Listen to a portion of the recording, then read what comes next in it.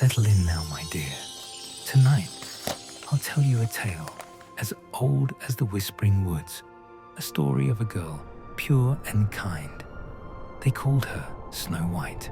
Once upon a time, in the middle of winter, a queen sat by her window, sewing. Snowflakes fell like feathers from the sky.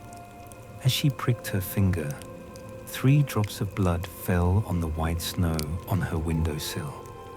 And she thought to herself, if only I had a child as white as snow, as red as blood, and as black as the ebony window frame.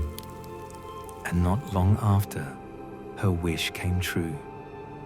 She gave birth to a baby girl, with skin as white as snow, lips as red as blood, and hair as black as ebony. They named her Snow White, but the joy was short.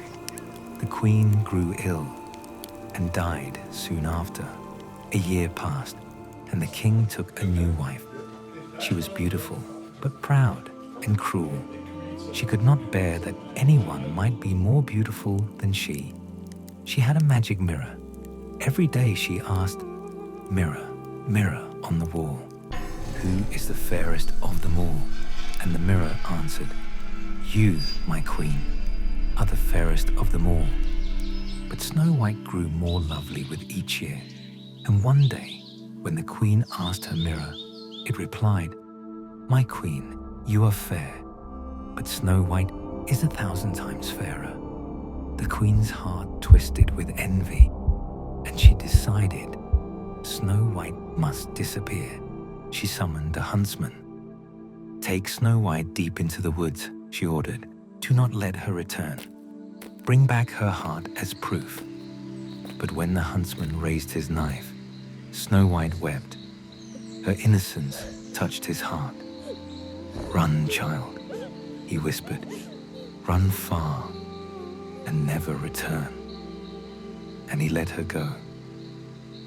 He brought back the heart of a wild boar instead. Snow White ran through brambles and thick trees until she came to a small cottage. Inside, everything was tiny. 7 little chairs, 7 little bowls, and 7 little beds in a row. Tired and frightened, she curled up on one bed and fell asleep. When the owners came home, 7 dwarves who mined in the mountains, they were surprised to find her. But when she told her story, their hearts were moved. "Stay with us," they said. "Cook and clean, and you may stay safe here." Snow White was glad and promised to be careful. But far away, the queen asked her mirror again, "Who is the fairest of them all?"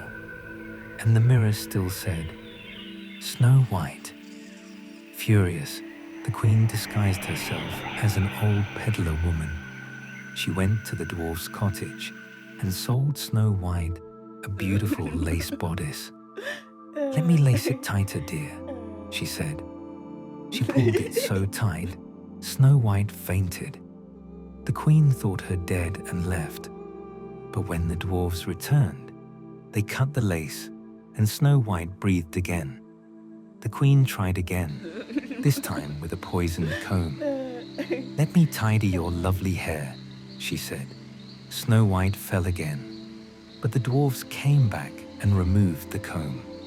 A third time, the queen made a poisoned apple. Half of it was white, harmless, and half red, poisoned. "Look, child, only a bite," said the disguised queen. Snow White took the red half and fell to the ground, lifeless. This time, the dwarves could not wake her, so they placed her in a glass coffin in the forest, because even in death, she was beautiful. One day, a prince came riding through the forest. He saw Snow White and could not look away. "Let me take her," he begged the dwarves.